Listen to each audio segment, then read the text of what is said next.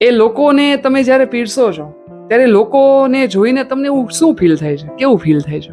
ત્યારે અમને પણ ખુશી થાય છે કે નહીં, આપણે જે કાંઈ કાર્ય, જે અન્નદાન કરી રહ્યા છીએ એ ખૂબ સારું કાર્ય થાય છે. તો શું એનું કોઈ મેનુ ફિક્સ હોય છે કે આ દિવસે આ જ લઈ જવાનું, આ દિવસે આ જ લઈ જવાનું, એવું કોઈ મેનુ ફિક્સ છે? મેનુ આપણે ફિક્સ નથી હોતું. અને ઘણીવાર એવું થાય છે કે આપણે બાળકોને પણ પૂછીએ છીએ કે તમારે આવતા રવિવારના દિવસે શું જમવું છે. બસ આ જ હેતુ છે કે અમારો સેવા કરવાનો. સેવા કરવાનો સાહેબ હેતુ ખૂબ જ સારો છે. દિવાળીના સમયમાં બધા ગામડે જતા હોય, તમારી ટીમ મેમ્બરમાંથી તમે પણ કદાચ ગયા હો તો એવા સમયમાં એ જે 15-20 દિવસનો સમયગાળો હતો, એ 15-20 દિવસના સમયગાળામાં આ ગ્રુપ દ્વારા કઈ રીતે મેનેજ થયું એ લોકો સુધી ભોજન પહોંચાડવાનું? તો આપણે બંધ રાખીએ કે આ પછી આપણે આ કાર્ય કરવું છે. મેં મારા ટીમ મેમ્બરોને આવું પૂછ્યું, જે ફેમિલી મેમ્બરોને પણ. નમસ્તે મિત્રો, હું આપની સમક્ષ વિવેક ઓરિયા. મિત્રો, આપ સર્વોને જણાવતા આનંદ એ થાય છે કે આપણી ચેનલમાં પહેલું પોડકાસ્ટ તમારી સમક્ષ મૂકવા જઈ રહ્યો છું. આજે એવા વ્યક્તિનો પરિચય કરવાનો છે, એવા વ્યક્તિ સાથે આપણી પોડકાસ્ટ છે કે જેઓ સંકલ્પ સેવા ગ્રુપ ચલાવે છે, જેમાં ભૂખ્યાને ભોજન દર રવિવારે જે ભૂખ્યાને ભોજન પીરસે છે, ઘરેથી જ રસોઈ બનાવીને જાય છે અને એવા લોકોને એ ભોજન આપે છે. તો એવા વ્યક્તિ સાથેનો આપણો આજનો પરિચય છે. આવો ભાવેશભાઈ તરસરિયાને આપણે આમંત્રિત કરીએ છીએ અને એની સાથે આપણે થોડી વાતચીત કરીએ. તો મિત્રો, આપણી સમક્ષ ભાવેશભાઈ તરસરિયા ઉપસ્થિત થઈ ચૂક્યા છે. આપણે એની પાસેથી એનો પરિચય જાણવો છે. તો ભાવેશભાઈ, તમે તમારો પરિચય આપો. જય માતાજી, જય આપા ગીગા. હું ભાવેશભાઈ નાગજીભાઈ તરસરિયા, ગામ ગીદરડી, સંકલ્પ સેવા ગ્રુપ સેવાકીય કાર્ય પ્રવૃત્તિ ચલાવી રહ્યો છું. ઓકે સાહેબ.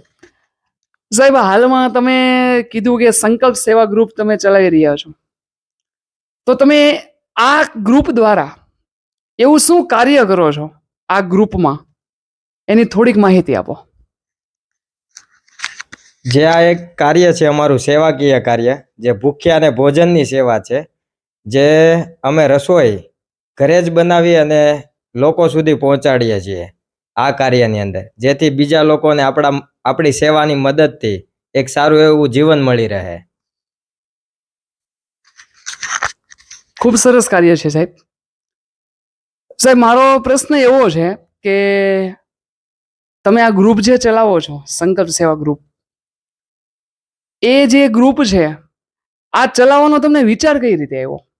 અને સાથે સાથે એવી કઈ ઘટના બની હતી કે જેથી તમારા ગ્રુપ ચલાવો છો? એવી કઈ પરિસ્થિતિ આવી જેથી તમને આ વિચાર આવ્યો? એ થોડીક માહિતી આપો.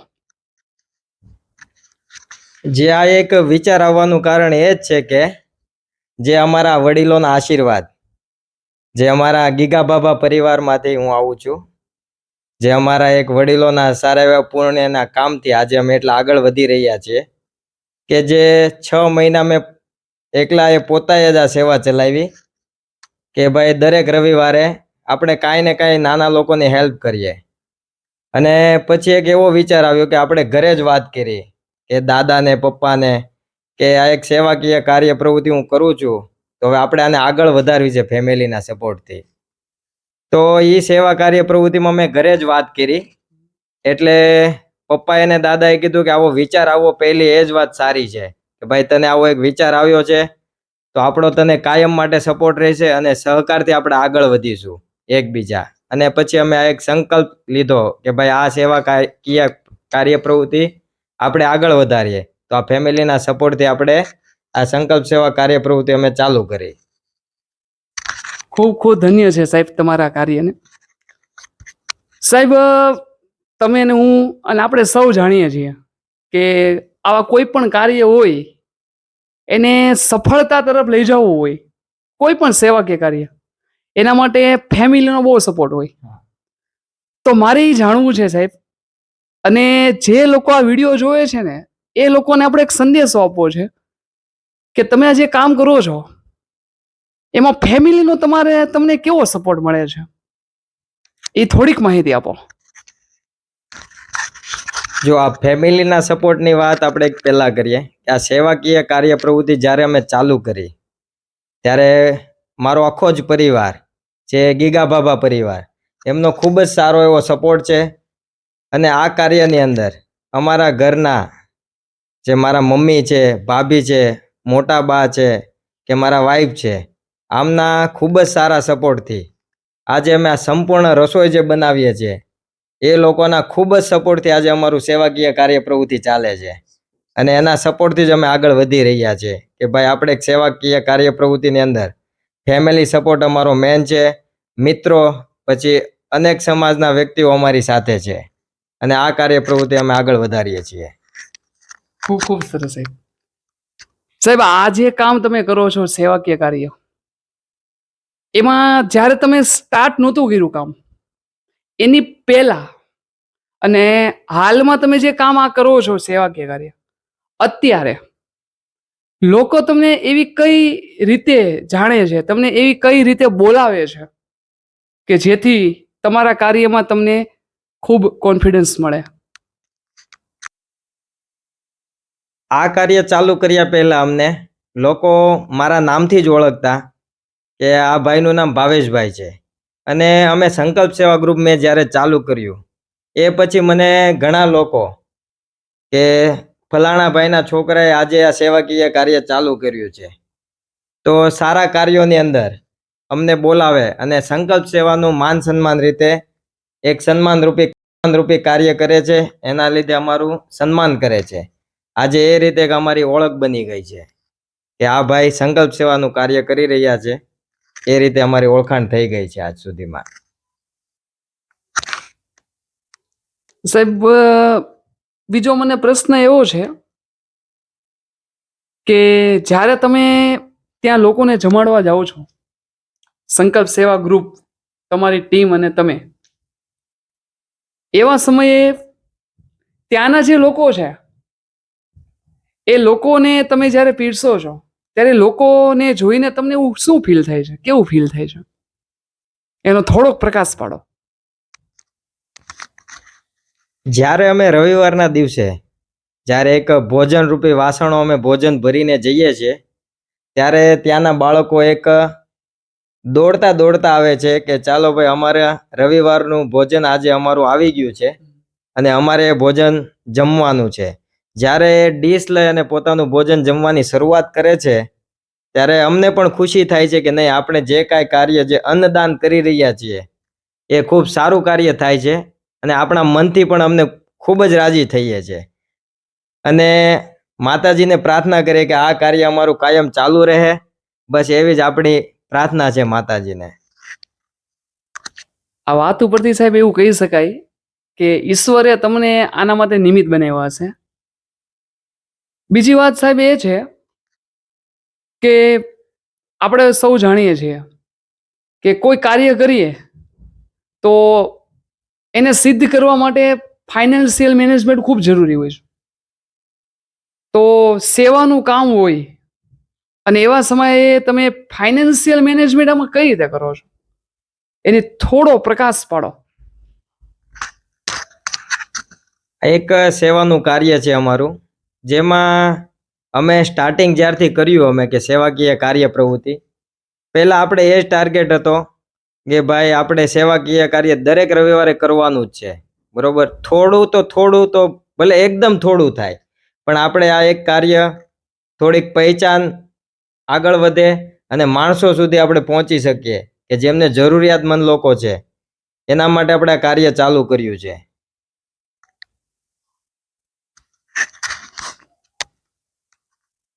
ખૂબ સરસ કાર્ય કહેવાય સાહેબ. બીજી વાત સાહેબ એ છે કે તમારી ટીમની અંદર હાલમાં કેટલા સભ્ય છે અને એ જે સભ્ય તમારી સાથે છે, જે કંઈ મેમ્બર, અને તમારી ટીમ જે કંઈ કાર્ય કરે છે એમાં એ લોકો એવા કયા વ્યવસાયમાં જોડાયેલા છે અને તમને આમાં કઈ રીતે મદદ કરે છે? અત્યારે અમારી સંકલ્પ સેવા ટીમની અંદર 160 થી વધારે લોકો જોડાઈ ગયેલા છે, જે દરેક અલગ અલગ ધંધાની અંદર છે.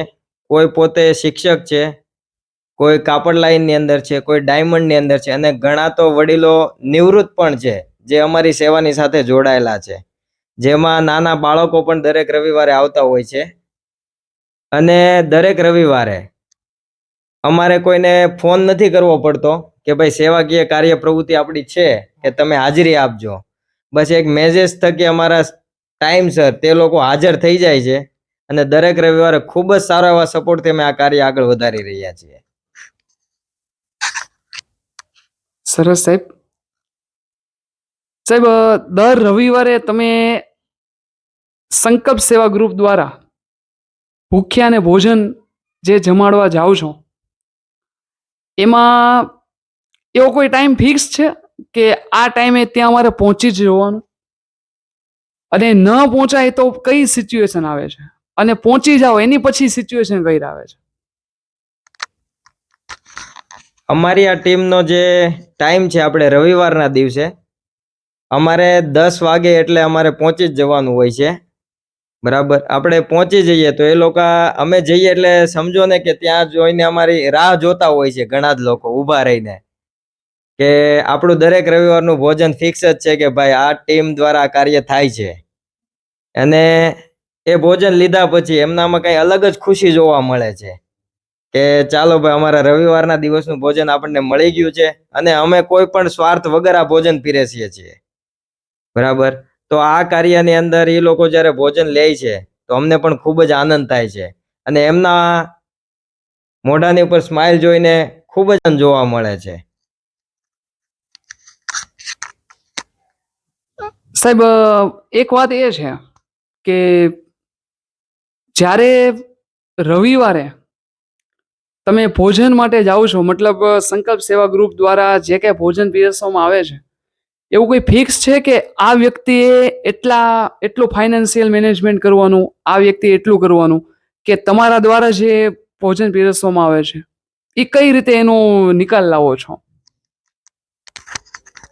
અમારા ગ્રુપની અંદર દરેક રવિવારે જે ભોજન અમે પીરસીએ છીએ એમની અંદર કોઈ ફાઇનાન્શિયલ મેનેજમેન્ટ નથી અમારું, કે ભાઈ આપણે કોઈ ફંડિંગ એકઠું કરીએ છીએ કે ગ્રુપ વતી દરેક રવિવારે આપણે બધાની પાસેથી પૈસા ભેગા કરીને આ કાર્ય કરીએ છીએ. આપણે એવી રીતે આ ફાઇનાન્શિયલ મેનેજમેન્ટ નથી કરતા.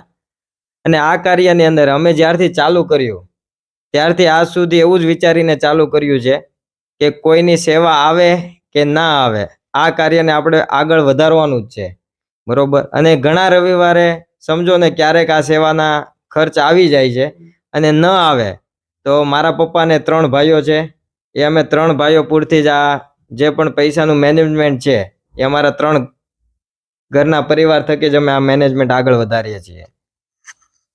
ખૂબ સરસ કાર્ય છે સાહેબ.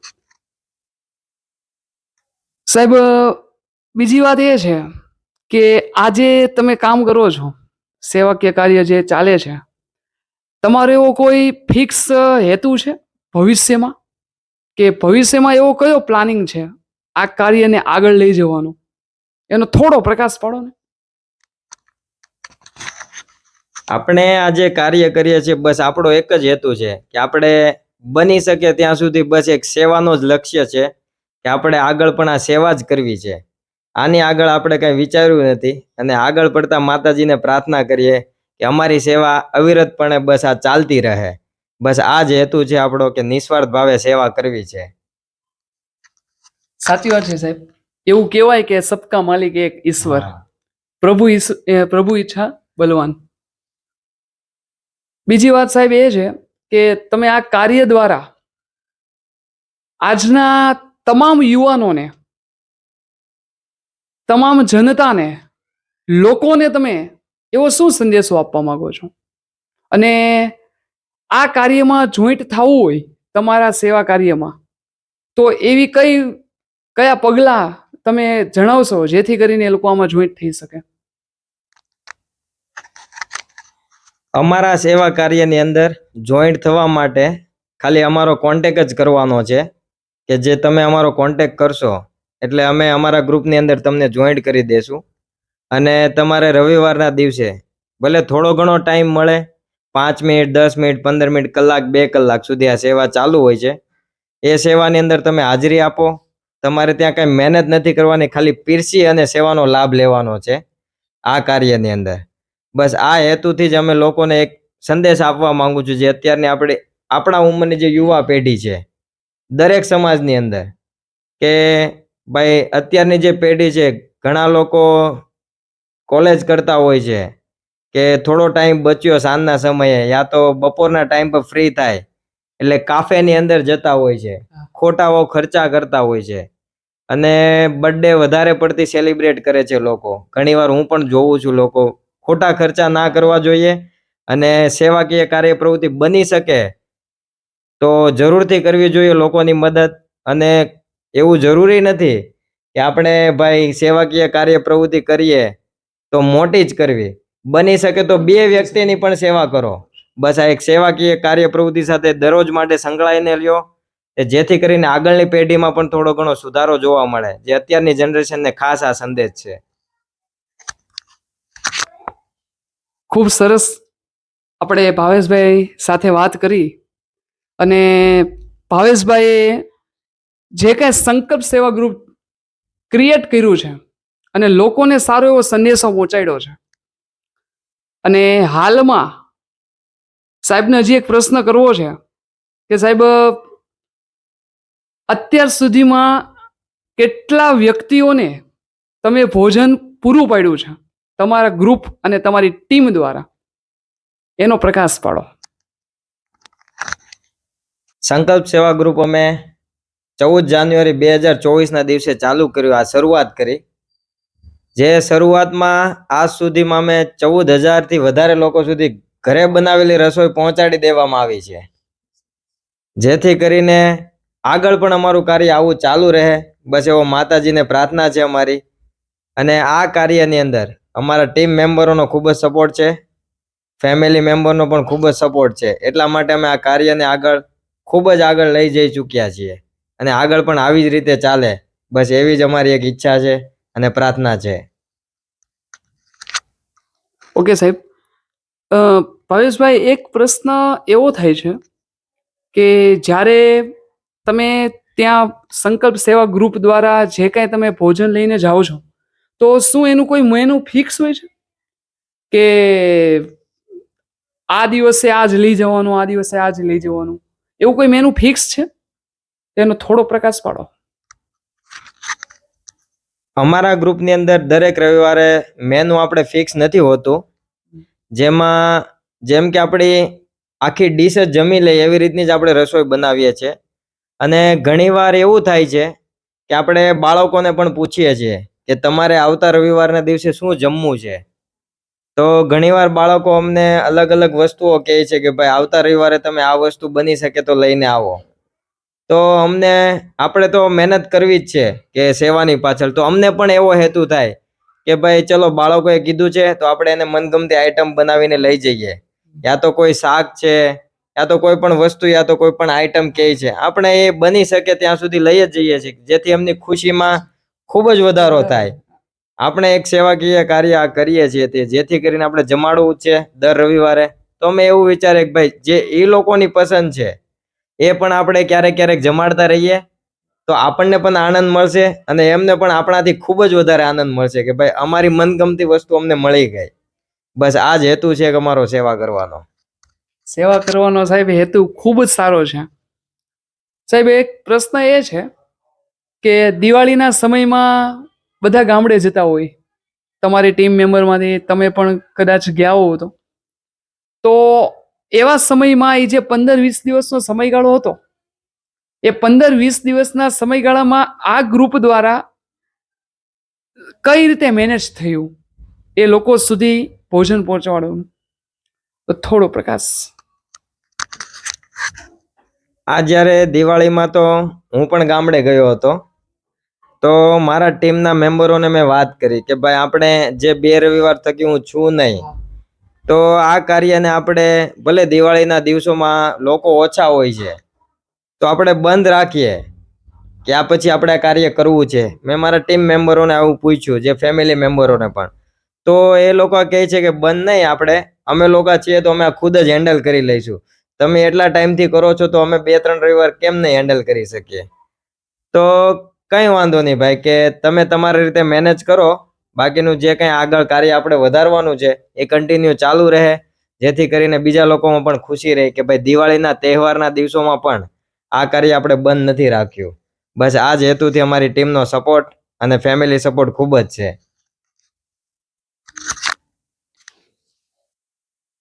ભાવેશભાઈ, હાલમાં જે કઈ સેવા આવે છે એ કઈ રીતે આવે છે, જાણકારી આપો. આપણા કાર્યની અંદર દરેક રવિવારે જે આ કાર્ય કરીએ છીએ આપણે, એમાં ક્યારેક ક્યારેક રવિવારે સંપૂર્ણ સેવા આવતી હોય છે. જેમ કે દરેક રવિવારનો સંપૂર્ણ ખર્ચ આપે છે, કે જે રવિવારે કોઈને રસોઈ આપવી છે. કોઈ ક્યારેક પોતાના નામથી સેવા આપે છે, કોઈ ક્યારેક રામ ભરોસે પણ સેવા આપે છે. અને જ્યારે રવિવારે ન આવે સેવા, ત્યારે જે મેં કીધું આગળ પણ કે મારા પપ્પાને 3 ભાઈઓ જે છે એમાં જ અમે મેનેજ કરી લઈએ છીએ સેવાનું જે પણ કાર્ય આગળ વધારવાનું છે એમાં. અને આ સેવાની અંદર અમારા ટીમનો એક સારા એવા સપોર્ટથી અને એકબીજા લોકો જોડાય છે અમારી ટીમની અંદર, તો એ સપોર્ટથી આજે અમારું કાર્ય ખૂબ જ આગળ વધી રહ્યું છે. ખૂબ સરસ કાર્ય છે સાહેબ. તો મિત્રો, આપણે ભાવેશભાઈ પાસેથી એના સંકલ્પ સેવા ગ્રુપ દ્વારા જે કંઈ ભગીરથ કાર્ય થાય છે, જે સેવાકીય કાર્ય થાય છે, એ ખૂબ ધન્યને પાત્ર છે. 14,000 કરતા પણ વધારે લોકો સુધી ભોજનનો લાભ આપ્યો છે.